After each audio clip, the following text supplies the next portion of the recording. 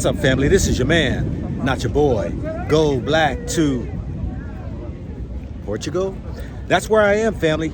Uncovering more information about the so-called transatlantic slave trade, the black Jews, as well as the children of Israel in the histories of many of these countries that we did not have the privilege in America to find out by their explorers, their kingdoms of the writings that exist that we just never had our hands on.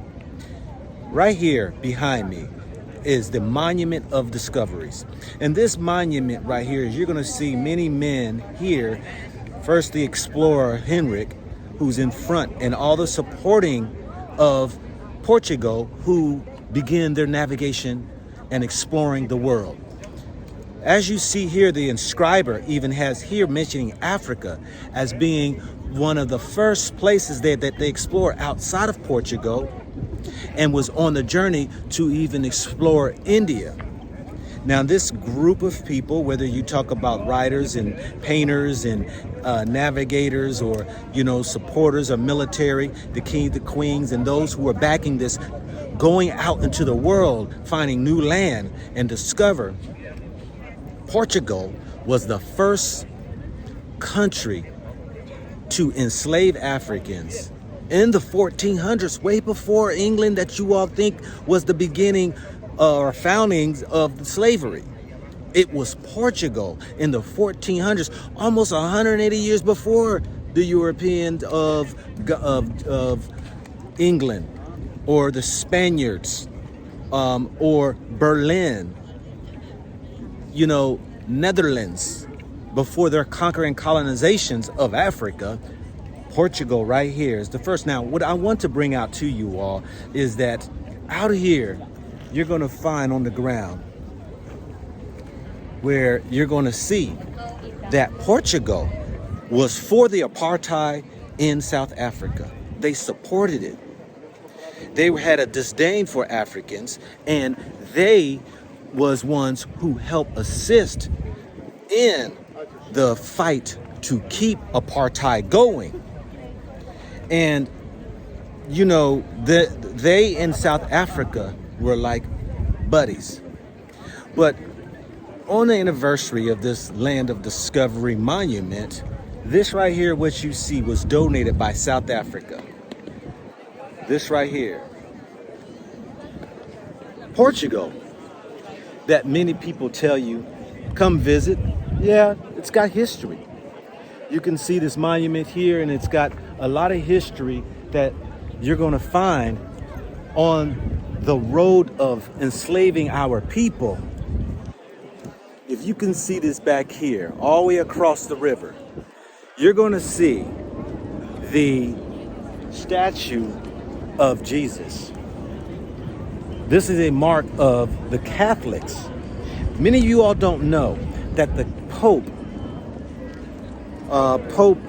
who blessed Portugal to go and enslave heathens, non-believers of the Christian faith, that it would be okay for them to go into Africa and enslave them. And Portugal was the first country for the transatlantic slave trade to go into Africa, bring Africans back here in this country,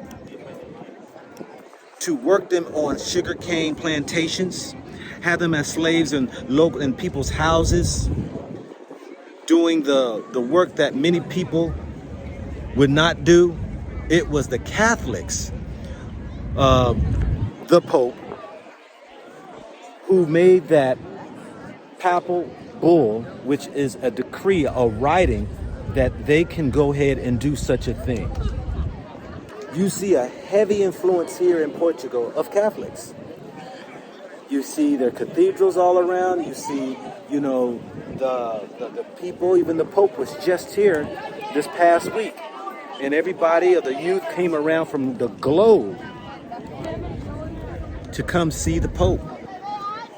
But the interesting facts that remain here in Portugal is that it was the first country of the transatlantic slave trade who took over 15 million slaves, Africans, out of the continent into slavery. It is responsible for Brazil. Over 5 million Africans were sent to Brazil, hence why they speak Portuguese. You had Angola, who speaks Portuguese. You have Mozambique, who speaks Portuguese. You have Sao Tome, Cape Verde. These countries were where they dispersed Africans to be slaves, to work the fields, the plantations, that they made billions and trillions of dollars off of our people on free labor, that Portugal, along with the Catholic faith, owe us reparations for them approving and participating in a slavery that lasts over 500 years.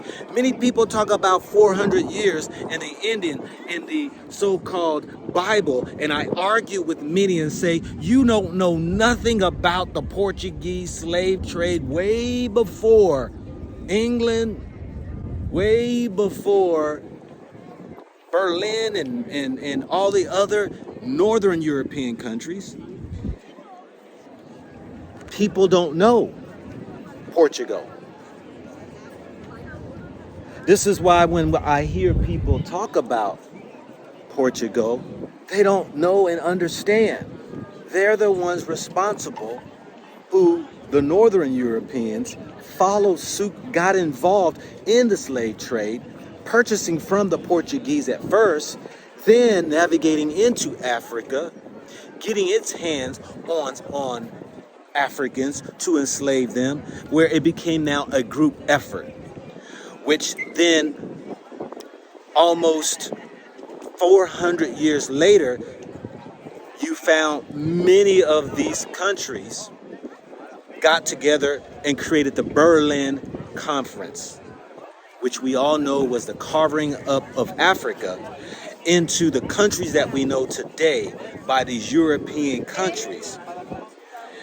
As we continue on the other side of this monument, you're going to find also other individuals who are highly respected in the exploration, in their being Catholics, in their belief systems, that had a total disregard of Africans. And as you can see, it's just another side, and each has a different story on who these individuals were. So the next time you talk about slavery, especially the transatlantic slave trade, because we know the Arab slave trade was before. The Sahara slave trade was even before the Portuguese beginning of the transatlantic slave trade.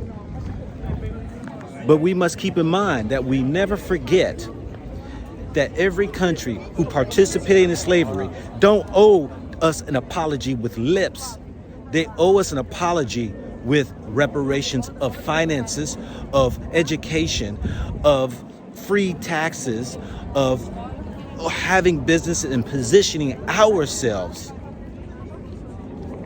to be able to overcome poverty that I've said before. Anytime you go to the countries where you find Catholics, you find our people in the worst state ever in poverty. And the prejudice and the biases continue to this day. This is not hating on anybody who's of Catholic faith. We're talking about the history that people need to know. What, one, their religion has done. Number two, what their country has done. And number three, how do they repay what many people are enjoying? These tourists who are walking around, who can afford to take a vacation by the wealth and money that they may have, by living in a system that has fed them from off the free labor that exists to this day. Every job that you see today was stemmed and was started behind slavery, which boosted many economies to make millions and billions of dollars, to where you see their strength that it exists to this day off of the sweat, blood, guts, and tears of Africans. This is your man, not your boy, bringing you another gold nugget that you can either pick it up or you can just kick it aside.